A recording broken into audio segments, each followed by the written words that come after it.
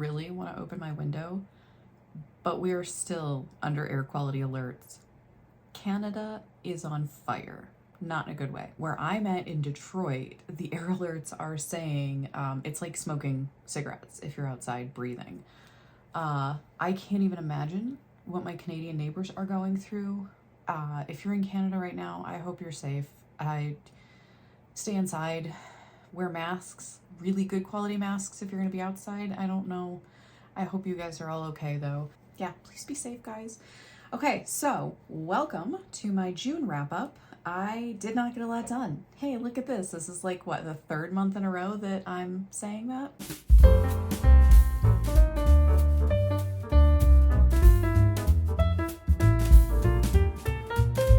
I blame the brothers Karamazov. That honking book has taken up 2 months of my life, and every spare second that I had to read, it was devoted to that. So I blame you, Dostoevsky. All right, so we're gonna go through what I did go through. I am going through it, man.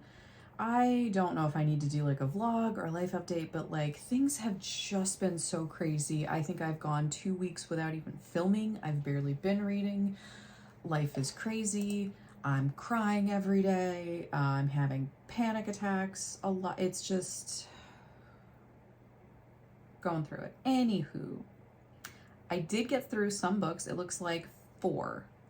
So we're gonna talk about them. This doesn't count, but it does. I was actually supposed to cover this in my May wrap up because I actually finished it in May. Completely forgot about it. I think I finished it like the last day of May or something. So I'm gonna count it for June because I'm desperate, okay? I'm desperate. The Goddess and the Genius. No, the Genius and the Goddess. No. There's a genius and there's a goddess. I don't know which one comes first. It doesn't matter. They both start with G. By Aldous Huxley. You'll see it. You'll see it somewhere. Okay. Anyway, this book is, I don't understand the point of it. I didn't hate it by any means. I think I gave it 3 stars. I just don't get, I don't know why it was written. It's just a story.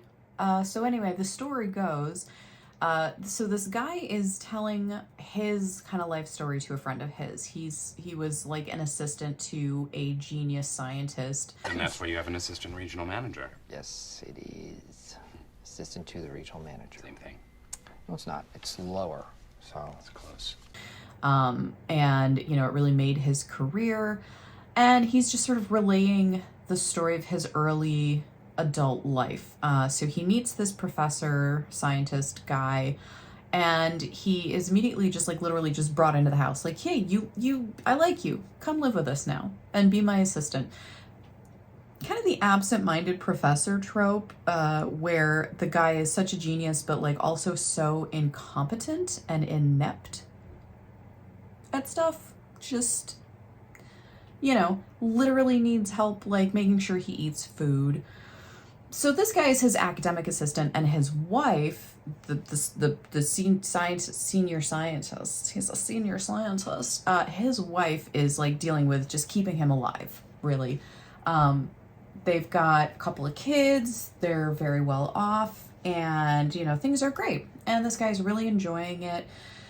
And then some stuff happens and he like falls madly in love with his boss's wife. They start an illicit affair, and she like is just really weird about it because it like doesn't bother her, doesn't affect her. She's just like, this is just a thing. This is just normal. And then he's like super in love with her. So he starts, you know, having this existential crisis of, oh my God, if this isn't a big deal to her, then she must have done this before. I'm not the first, but I love her so much. So not only does she have her husband, but she also has me. And did she have other men? Like, I don't know. It's this weird, he goes through this weird thing. And then he like gets upset that he doesn't get upset that they're just like having this really physical affair, that they're just like, you know, reveling in each other's bodies at night. What upsets him is that he finds out that she has sex with her husband for pleasure. Like, they enjoy sex with each other. The fact that they enjoy sex at all, but it's like, well, you're married. You should only be having sex to have kids. And I'm like, that weird old idea of sex is simply for procreation, not for two people in love who are married at that, to I don't know. I always thought that was a weird puritanical concept that, and but the hypocrisy, the irony that he doesn't see of, you're having sex with her for pleasure, but you're sort of disgusted by the fact that she has sex with her husband for pleasure.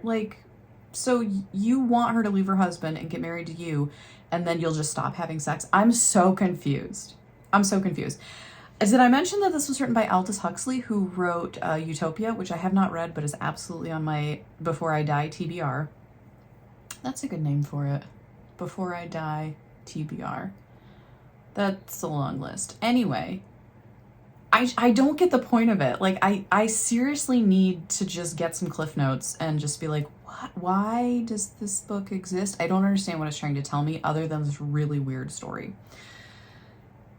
So that's it. It's a very short book, and the couple's teenage preteen tween daughter falls in love with this assistant guy because he's young and handsome and smart and everything. And he's just like, oh, it's just puppy love. And then she threatens to take them all down. She basically is like, I know you're sleeping with my mom. I will burn this whole house to the ground, including me. I don't care.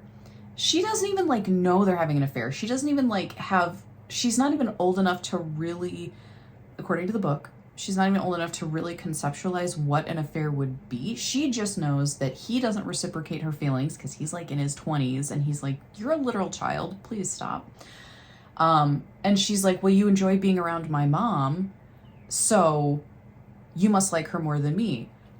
I will burn us all. It is the weirdest thing. I don't understand. I didn't get it.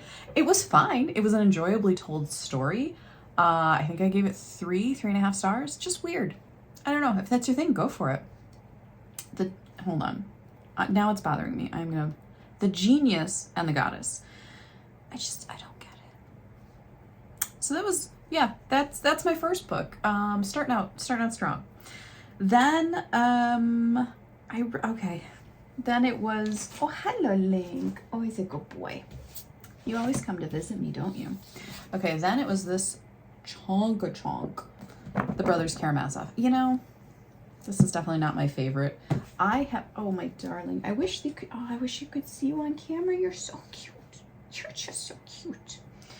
I really prefer my old original copy. I like the translators better. Their writing style, the way that they even did the names a little bit. I really like this copy better, but I can't write in it. Oh my God, baby, you're so flippin' cute.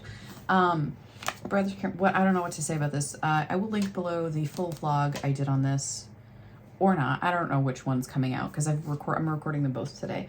But in my channel, you'll see a full reading vlog on this. Okay, I have to. You are so cute. I'm going to leave it here for a second because he's going to do it again. I promise. There he goes. He has to headbutt my elbow to get my attention. You're so stinking cute. Oh, you're so cute. Okay, so anyway, Brothers Karamazov. It's a lot. Oh, are you on the other side? No, look at you. What are you doing? You're so funny. Okay. Brothers Karamazov is a lot. It is a lot of pages, but it is so in depth. Basically, it's kind of billed as, one of 3 sons, 3.5, 4, anyway, murdered their father, probably. Who did it? I feel like this is cute. Anyway, who did it? They all know, they think they know who did it. Did he really do it? Why did he do it? It is so not about that at all. It is there. It's kind of like the impetus for everything in the book, but that's not what the book is about. The book is about the moralistic discussions around that of morality, crime, sin. What are they? all the way up to murder, which is, you know, the worst thing you can do in most societies. If you ask most people in most laws, murder is the absolute worst you could do. But it's more a discussion of, where do we get that moralistic sense? Is it because we are a spiritual species? This is very much focused on the Russian Orthodox Christian sect, but it is... You just all up in my grill, babe. This is what he does when I ignore him. He just does this cat butt. If it are okay, so is spirituality something that we impose upon ourselves? And if so, are we working off of a false premise? Because if God is not real, can there truly be morality? If there is no God, is there really anything wrong? Like I said, it's quite deep.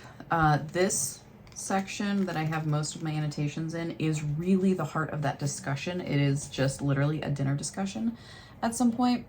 Very, very interesting. A lot of characters. Do you want some coffee? A lot of characters, a lot of discussions on Russian Orthodox versus the Roman Catholic denomination, spirituality versus intellectualism, morality versus amorality. Interesting, complex. You can read it 100 times. You're probably going to get something new out of it every time. I do highly recommend. I would say I give it a 4-star. It is... Oh, okay. Oh, you're just shaking. Just shaking it all. You're just shaking it, eh? Can I ask you to get down? Will you please get down? I love you, but will you get down? Ooh.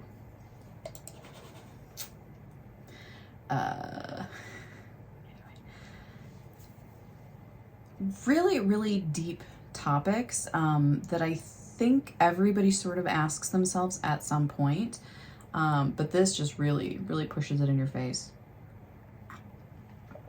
And I am reading it for the Game of Tomes read along for May. And then the companion for June is the next book I read, The Stranger by Albert Camus. I kept saying Albert Camus. And then I heard somebody say just the last name Camus, and I'm like, oh yeah, he is French. It would be Camus. But I kept saying Albert. Albert Camus, like the first half of him is not French. I think he's a French Algerian writer.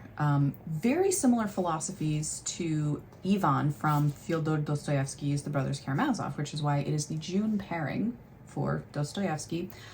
This character in The Stranger really takes the stance that Ivan does, where doesn't believe in God, and therefore, if there is no God, there is no sin. If there is no sin, there is no crime. Even murder is just, it just happens. It's just a thing. Everybody's gonna die, so what does it matter? I will say, I think the closer comparison, however, is Osamu Dazai is no longer human. Not so much for the moral discussion, which definitely does have a tie-in, but for the soul of the character itself. This character felt like a psychopath.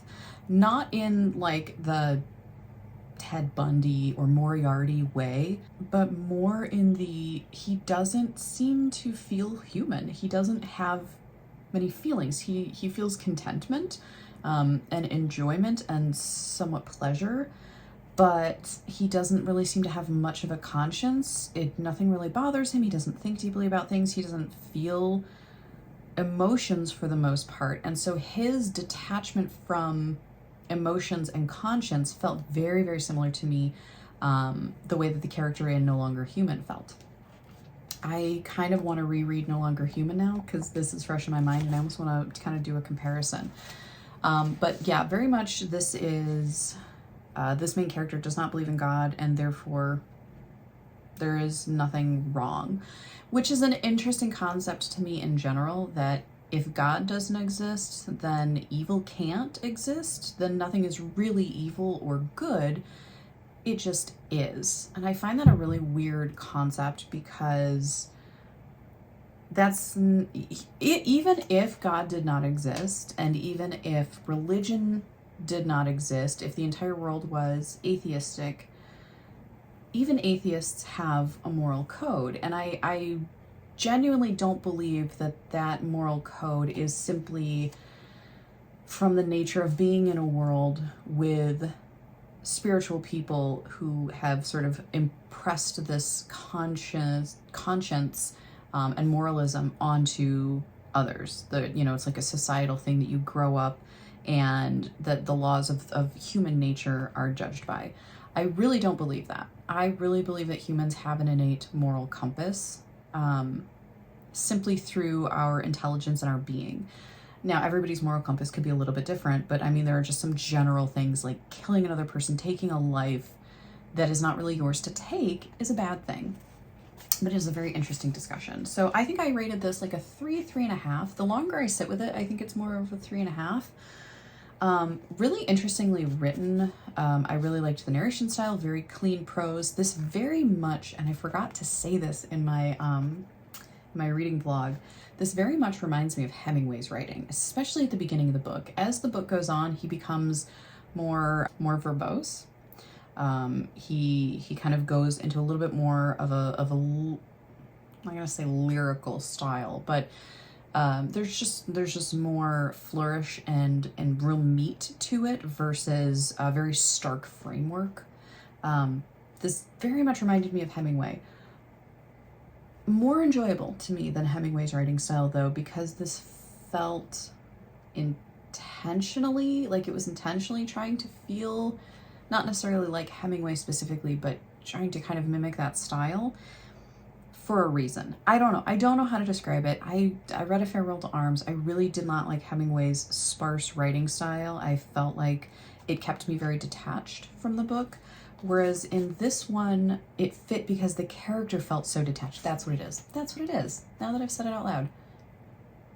He feels very detached from humanity, from life, from the social constructs. And so that sparse writing style made a lot of sense. You know what it also kind of reminds me of? The very ending of it when he is facing execution for the murder. He kind of goes into this rage when this priest will not leave him alone. This priest wants him to confess, to repent, to save his soul before he dies. And he's just like, the biggest emotion this guy feels is just annoyance at other human beings. I'm not gonna lie, that's a vibe. And I think it's really funny that in No Longer Human and in The Stranger, one of the strongest emotions that either of these characters who felt totally disconnected, the strongest emotion that both of them felt was annoyance at other people. And I just gotta say I love that.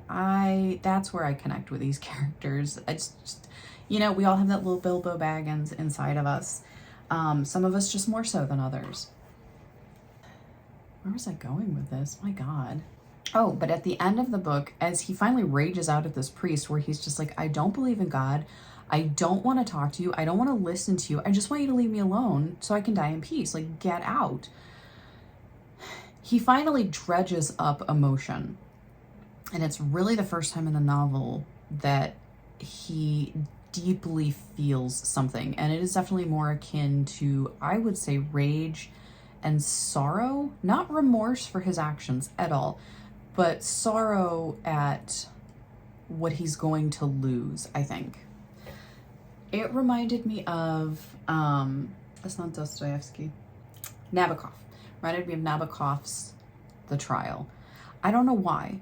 I can't really pinpoint exactly what it was. No, not The Trial. That's Kafka. Invitation to a Beheading. There's just a sort of fever dream aspect to it. And this fever dream is a really, I think, accurate depiction of a lot of what happens here. The sun is a really big, important part of this book. The sun is talked about like 50% of the time, the brightness of it, the heat, the way that it just sort of melts your brain and you're in this daze, this daydream, foggy state. He's in that for most of the book. And that's when most of the philosophical discussion comes, is in those moments of almost a lack of lucidity. And that felt to me like Invitation to a Beheading, which was just one long fever dream. So yeah, I would say 3.5 stars. I think if you're looking for a really in-depth discussion of those types of themes, Brothers Karamazov is the way to go. If you're looking for an entrance to the exploration of it, though, I think The Stranger is a really good place to start. It does make you do a lot of the work, but it leads you so well down that path. And then, what was my other? Oh, Killers of a Certain Age was my last book by Deanna Rayburn, Raybourn. I gave this 4 stars. Was this the most well-written book? No. Was it deep? Absolutely not. Was it enjoyable? Yes, it was. So this book follows 4 older women, which is partly like one of the biggest draws of it. Like, you never really see older women as main characters, and these women are either post-menopausal or they're in the midst of menopause. That's their age and physical range that you're talking about. So they're in their mid 60s, I want to say. They are 4 world-class assassins working for an organization called the Museum. They're kind of at their retirement. They have killed a lot of bad people. They only kill bad people. The organization is very altruistic in that way. They started out as Nazi hunters, then they started running out of Nazis because, you know, if they don't get to them, time eventually will. And they started to expand to other really bad people, drug traffickers, sex traffickers, you know, kingpins that are hurting a lot of people on a large scale. And they're retiring. They've done their duty, and they've done it very well. And now it's time for them to go on a cruise and enjoy the rest of their lives. But it turns out somebody's out to get them now, and it turns out it's their organization, which is apparently, at first I'm like, well, yeah, you're an assassin. Like, what did you think was going to happen? Apparently they did not think this was going to happen. This is actually not common. Like, you literally just retire from this. So this is a huge surprise to them, and they have to figure out, 1, why are they being targeted? And how do they make it stop? How do they not just survive, but how do they call off the hit?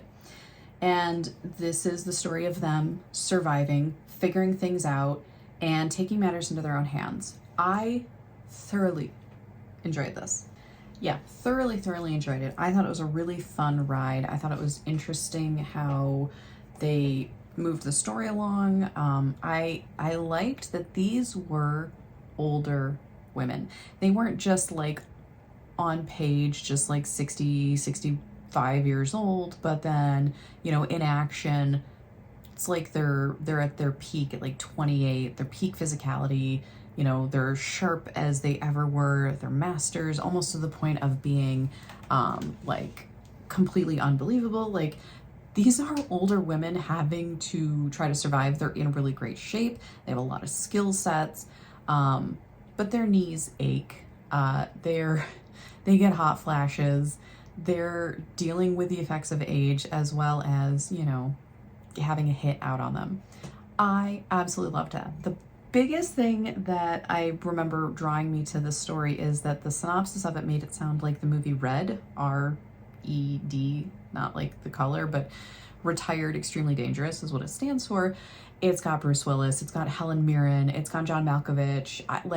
They are retired agents from different agencies, MI6, CIA, and they're basically, their agencies or somebody has put a hit out on them so that, you know, they're not a threat anymore now that they're not actively part of the agencies. But you've got a bunch of old people who are doing the same thing, and I absolutely love that movie. I think it is hilarious. I think it's so well done, and I particularly loved the inclusion of Helen Mirren's character in that. And I felt like this would have been, you know, including her, and she actually did remind me of one of the characters in the book. And so I just really enjoyed it. I thought it was really fun. Like I said, it is not the most well-written book. There are parts of it that probably could have been executed a little better, but like, I wasn't looking at it critically. I was looking at it for a good time. I was looking at it to see what twists and turns it was going to take, and, you know, how it was going to end. Are they going to all survive? Are they all going to die? Are they going to really find out who did it? I really enjoyed it. I thought it was a really fun book. So to me, 4 stars. Yeah, so that's what I would say. Killers of a Certain Age, I think you should check it out. That's it. That's all I have. I didn't do great. I did not do great this month. I am about to collect myself for the mid-year book freakout tag, and I know that I am so far behind in my reading goals. Last year, I was shocked because I only started reading in like April or May, and I started my channel a couple months later. And by the end of the year, I was absolutely flabbergasted by how much I read. I haven't read like this in a long time. And it made me so, so happy and so proud of myself that I finally got back to a hobby that I really genuinely loved. So I set myself a goal that I thought would be very reasonable for this year. And then life decided to just happen. So I'm way behind in my reading goal. And I know it's a self-imposed goal, so I don't need to meet it. I'm not a failure if I don't meet it. But I'm a little bit of feeling like I want to amp it up. But yeah, so my mid-year video will be coming. So yeah, so look forward to that, and my just absolute chaos of a person that I am right now and always, to be completely fair. So yeah, anyway, that's my wrap up for June. My 4 books. Brothers Karamazov technically I think was 3 different parts. So I kind of read 3 different books, so it's maybe more like, 6. Anyway, I'm just desperately looking for an excuse for myself, but yeah. Anyway, 4 books for June. They were all pretty good though, so I'm happy about that. I would love to hear what you guys read for June. What did you think of the books that you read? What was your favorite or least favorite? Have you read any of the ones that I read? And if so, please tell me about it and let me know your experiences with them. I will see you guys soon. Please take care of yourself. Take care of each other. And happy reading.